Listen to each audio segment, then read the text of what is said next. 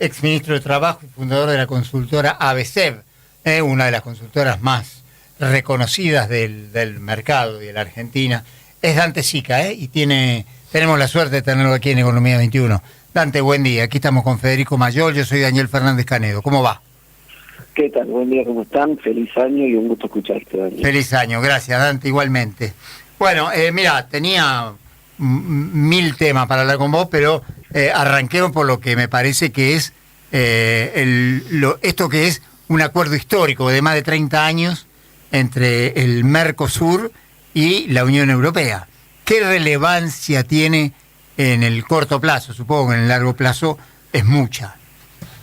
Yo te diría, para mí es el acuerdo más importante en materia de cooperación, de comercio, de inversiones que ha firmado la Argentina en los últimos 40 años, ¿no? Digo que puede tener un impacto muy importante, no solo en comercio, vos sabés que comercio es básicamente flujo, sino en especial en el tema de inversiones para tratar de consolidar el esquema de estructura productiva.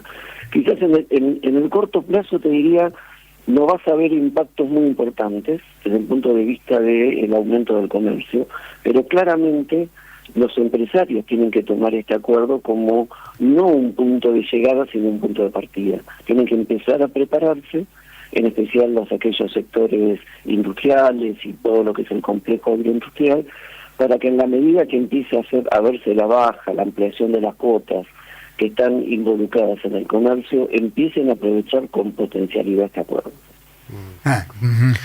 Ahora, Dante, ¿qué tal, Fede Mayol? ¿Cuál deberían ser o cuál van a ser los sectores de industria local, ¿no?, más beneficiados por este acuerdo?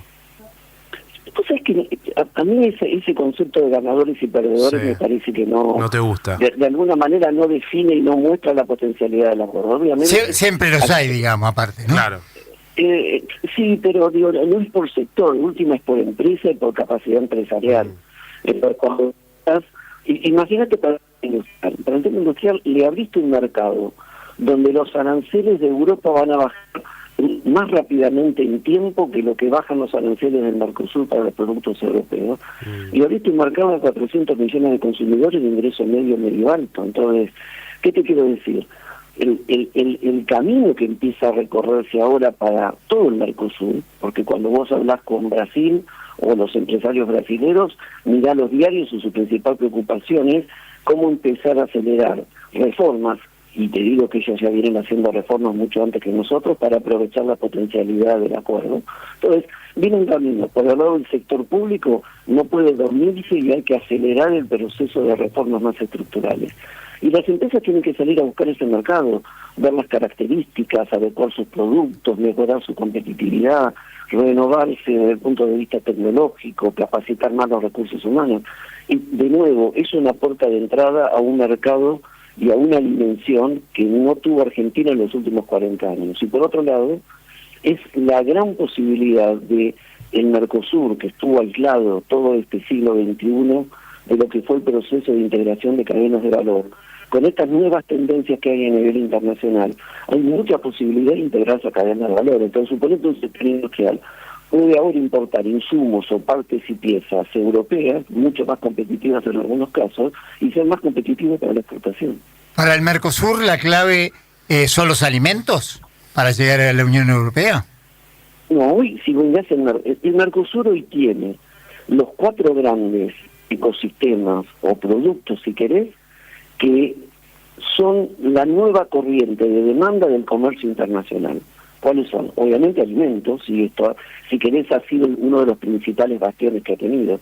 Pero hoy hay una discusión del complejo energético, el ecosistema energético, donde tenés un mundo que la transición energética se alarga, donde la invasión de Rusia a Ucrania le generó un problema de búsqueda de nuevos proveedores alternativos al mundo, donde la demanda de la tecnología y en especial de la inteligencia artificial requiere cada vez más de generación de energía y más electrointensiva. Por lo tanto tenés demanda de energías, demanda de minerales. Hoy, si vos mirás en especial el último año, la aceleración del conflicto por el control de las cadenas de valor que están en la base del proceso tecnológico, y claramente una gran cadena es el tema de minerales, litio, cobre, minerales raros.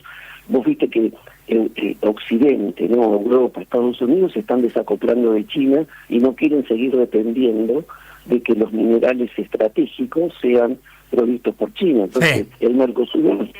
Y de última tecnología, esta inversión que se anunció la gente de OpenAI en Argentina, es lo que se denominan las fábricas de inteligencia artificial. Todo lo que es la concentración de bases de datos que está en la base de la generación de esos procesos. Entonces, cuando vos mirás el Mercosur, ya no es alimentos versus... Esa, ¿te acordás? Era el formato de discusión de los 90. Sí, exacto. De finales de los 90, donde el sector industrial decía, nos van a entregar el mercado para poder vender alimentos. Ya no es así. Hoy el Mercosur tiene, en esta coyuntura, 4 grandes ecosistemas para ser proveedores, no solo de Europa, sino del mundo. ¿Cuál es la gran relevancia también del acuerdo? Que firmamos con un complejo, si querés, económico, que es el gran regulador del mundo, en muchos casos para mí sobreregulado, porque en muchos casos su sobreregulación, su normativa mata al pero es innovador. Pero si vos le vendés productos a Europa, le vendés a cualquiera. Por decirte algo, si metés un frasco de dulce de leche en España y en Alemania, no hay lugar donde no puedas vender dulce de leche, porque cumplís todas las grandes normas sanitarias de trazabilidad, etcétera, etcétera, que te exigen a nivel mundial. Es Dante Sica, es economista, exministro de Trabajo y fundador de la consultora ABC, que esta semana generó, bueno, Dante acaba de decir la palabra que me parece que está muy de moda, que es China, ¿no? Autos chinos. Generó un informe que dice el horóscopo 2026 para la industria automotriz, ¿no? Que me llamó mucho la atención el título, en términos de que 2025 fue un año muy bueno para la industria automotriz y para la industria de las motos. ¿Qué pasa en 2026 con esto de los autos chinos desembarcando muy, muy fuerte en el mercado? El título se lo debemos a nuestra gente muy creativa cada vez que hace los informes. Talento, está muy bien. No, a ver, lo que estamos viendo es yo creo que estamos en el inicio de un proceso de reestructuración del sector automotriz, tanto desde el punto de vista de la oferta como la demanda.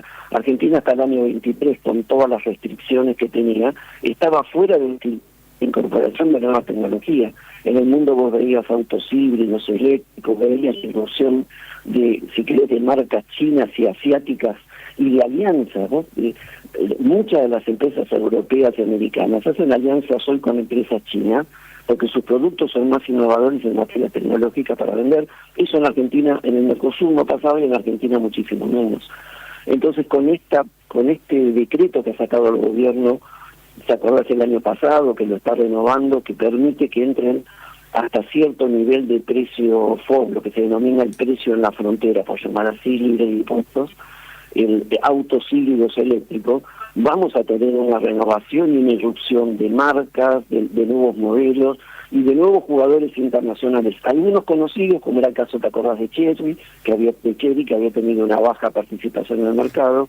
Pero ya vamos a ver, y la semana que viene va a llegar el primer barco de BYD con más de 5.000, porque es la capacidad que tienen de autos, que son los que de alguna manera ellos ganaron la licitación para el concurso. Entonces vamos a ver una creciente participación en la estructura de demanda de un jugador y de una tecnología que hasta hace 2 años casi no existía en Argentina. ¿Y los precios? ¿Qué pasa con los precios?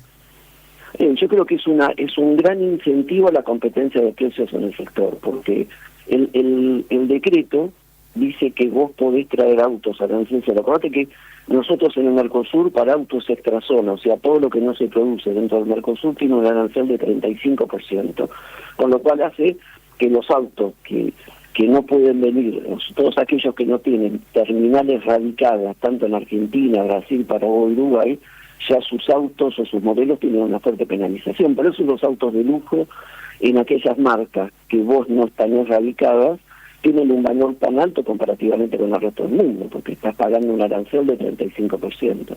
En este caso eliminás el arancel hasta valores de $17.000 puesto en el puerto. ¿Qué te quiero decir con esto? Cuando uno lo que llama libre de, si querés frío vos, libre de gasto, un auto que vale en frontera $17.000, cuando vos lo terminás vendiendo en una vidriera de una concesionaria tenés que multiplicarlo por 1.7, 1.8. Entonces, ¿qué quiero decirte con esto? Que esos autos van a entrar con mucha tecnología a un precio muy competitivo que hace que el mercado también empiece a moverse y todas las terminales, en especial las radicadas, tienen que o utilizar ese decreto o tener una estrategia de mejora de competitividad para su producto local, porque vamos a un mercado cada vez más competitivo. Si vos mirás lo que ha pasado en los últimos 2 años, el precio de los autos en dólares ha caído. No solo porque hubo baja de impuestos, sino porque tenés más producto y más competencia en el mercado. Ajá. Ahora, Dante, más allá del mercado automotor en sí, hay una crítica al gobierno desde varios sectores por lo que es la política productiva. De hecho, bueno, hoy al mediodía en Asunción, en Paraguay, en la firma de este acuerdo, lo van a acompañar al presidente, entre otros funcionarios, Pablo Lavigne, que es el secretario de Coordinación de Producción del gobierno, un funcionario que, digo, públicamente no es demasiado conocido. Digo, menciono esto... Pero mueve, ¿eh? Sí, no, sin duda, un funcionario, de hecho, entiendo, muy capaz. Un gran funcionario. Exacto. Un gran funcionario. Ahora digo... Y en términos de honestidad, porque acordate que él maneja un área que estuvo viciada de sospechas de corrupción durante la gestión anterior. Totalmente. Ahora digo, más allá del rol de Lavigne, vos que fuiste ministro de Producción y Trabajo durante el gobierno de Macri, hay una crítica de varios sectores de la economía y de sectores de la oposición política por lo que es la política productivista del gobierno. ¿Vos ves ahí algún punto de discusión? Yo creo que esa discusión de una política industrial o una política, entre comillas, productivista, tiene mucho de semántica, pero me parece que hay una falta de discusión del contenido de lo que estamos hablando. ¿Por qué? Porque yo puedo decirte, si uno mira al gobierno, lo que está tratando de hacer, tiene un programa que es, si querés, estabilidad macro. Sin estabilidad macro no hay financiamiento, y sin financiamiento no hay crecimiento. Punto. Una economía sin crédito no crece, y Argentina lo ha vivido en los últimos 15 años. Argentina es un país sin profundidad financiera. Todas las empresas, las grandes, que dependían de empresas multinacionales, tienen capacidad de que sus casas matrices lo financien. Una pyme financia con capital propio, por lo tanto su proceso de reconversión, de adaptación a las nuevas reglas de juego, lo hace con capital propio. Y si encima sos un folteador serial de contratos, si querés, te tendés a ser un poco más conservador. Entonces creo que hay una estrategia del gobierno que es una economía estable, baja de inflación, que mejore la capacidad financiera, que haya estabilidad de reglas de juego y quitar regulaciones que para las empresas pymes es muy importante, porque en general, ¿qué hacían los programas que apoyaban a las pymes?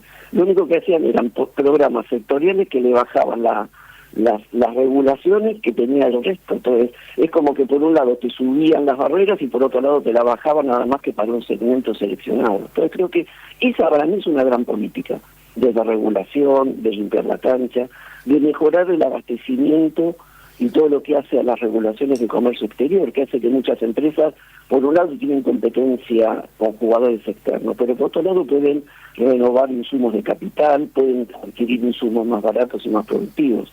Si vos mirás las importaciones del último año, casi el 70% fueron partes, piezas y bienes de capital. Entonces, creo que el gobierno tiene ese andarivel. El RIGI es una gran política industrial. No te gustarán los sectores en los cuales, si querés, se está impulsando, pero el RIGI es una gran, si querés, política industrial, porque es una política de captación de inversiones. Hoy en el mundo, la política industrial es una política de captación de inversiones. Si querés, es una ventana que le abre para sectores muy intensivos en capital que tienen que consolidar los grandes sectores que de alguna manera avanzan. Entonces, yo creo que hay una direccionalidad de la política productiva. Después tiene que estar la discusión. Mirá, yo creo que le podrías mandar a un sector a otro. Bueno, el gobierno dice, para el resto de los sectores avanzo más rápidamente en una igualación de las condiciones de la cancha donde estoy, pero no puede... Me parece que negar que existe una orientación de política productiva es no ver lo que está pasando en el mundo y lo que está pasando en Argentina. Así que yo creo que hay, después de nuevo, me gusta querer tener una política más sectorial. muchas veces para muchos sectores, y esto, Daniel, lo hemos charlado muchas veces, la política, entre comillas, industrial, que era, elijo un sector, le bajo impuestos, le subsidio la tasa de interés y le cierro la economía para que el tipo no tenga competencia. Eso no es política sectorial, eso no es política industrial. Porque esa forma de hacer, entre comillas, o que muchos entendían política industrial, nos llevó 20 años de caída de competitividad y a consumidores que pagan productos caros y malos. Él es Dante Sica, ¿eh? Dante, la última una pregunta que hoy me hizo Fede Banjol temprano y yo no supe qué contestar, por cierto, ¿no? Porque, bueno, el gobierno demuestra que tiene superávit fiscal, que tiene el RIGI, que ganó las elecciones cómodamente, que tiene un dólar en 1.455 pesos estabilizado de alguna forma. ¿Por qué la tasa de riesgo país sigue arriba entre los 500 y los 600 puntos y no baja como para que el gobierno pueda cumplir con ese objetivo de volver al mercado financiero? Yo creo que hay, por un lado, si querés, todavía hay el mercado, cuando digo el mercado más financiero, los bonistas, ciertos inversores, es como que le piden un poco más rápido que termine de normalizar el sistema cambiario monetario, ¿no? Las últimas restricciones que quedan, si querés, desde el punto de vista del cepo cambiario, que son cada vez menos y muchas de ellas, con brecha cambiaria tan baja, no son operativas en los hechos, ¿no? Digo, de que tenga que estar en el MUL, que no pueda ir al mercado libre. Lo que te quiero decir es que creo que hay todavía ese proceso que seguramente este año el gobierno consolidará y que acelere esa mirada con respecto a las reservas. Por eso fue tan importante la declaración de la directora del Fondo Monetario, donde de alguna manera avaló este proceso a la chilena, viste, que está haciendo el gobierno de empezar a acumular reservas. Pero yo creo que hay uno de eso.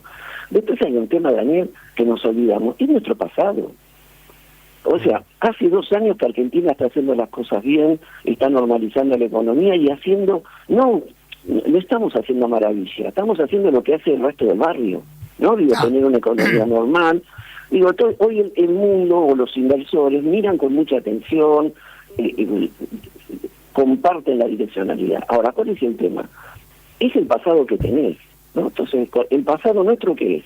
De folteadores, nos cansamos de romper reglas de juego y no cumplir los marcos regulatorios de los procesos de inversión que se hicieron en Argentina y de foltear el valor de los bonos. Entonces, necesitas algo más que 2 años. Y son 2 años buenos, con apoyo, digamos, a través de las elecciones, de apoyo popular, un gran apoyo de Estados Unidos diciéndote soy el prestamista de última instancia y aparezco con esta... Pero todavía es como que tenemos que seguir demostrando, ¿no? Y esto es lo mismo que, poner un bar con un exalcohólico. Es un riesgo, ¿no? El tipo te dice, no, mira, hace 2 años que estoy curado. Sí, que no tomas alcohol. Sí, flaco, pero estuviste 40 tomando. Claro. Entonces, bueno, dame alguna señal más de que esto avanza en formato. Entonces yo creo que ahí hay ese tema que Argentina lo va a tener que vencer y uno pensaría que en la medida, ahora viene la discusión del acuerdo con el fondo, las reformas que se están haciendo, yo creo que hay que poner, para mí este año la discusión del tipo de cambio en segundo orden, para mí la discusión de primer orden es la agenda reformista que hay que llevar adelante, laboral, impositiva, desregulaciones, esa es la agenda importante, me parece que va a terminar de dar esas señales para que el resto del país siga consolidando su proceso a la baja. Dante, te hago la última y muy cortita, si puede ser, y más desde lo personal político, ¿no? Cuando vos escuchás de este gobierno que se soslaya, vos hablabas del pasado y prácticamente se reconoce poco y nada de lo que fue el gobierno de Macri, de que vos fuiste funcionario. Y de hecho recién estaba recordando esa imagen con Forí anunciando el acuerdo de la Unión Europea. ¿Qué sentís vos desde lo personal? Bueno, es el juego de la política. Digo, todavía nosotros pensamos, y ojalá que esto también se consolide en el tiempo, de que todos los gobiernos son fundacionales, ¿no? Pero no hubiese habido Milei si no hubiese habido ese gobierno de Macri. Es Dante Sica, economista, ex ministro de Trabajo, fundador de la consultora ABC y un tremendo. Seguidor de Spinetta, se nota ya cuando uno ve el avatar que tiene en el WhatsApp, ¿no? Impresionante. Lo delata. Un abrazo, Dante, gracias. Un abrazo, muchísimas gracias por llamarme. Sí.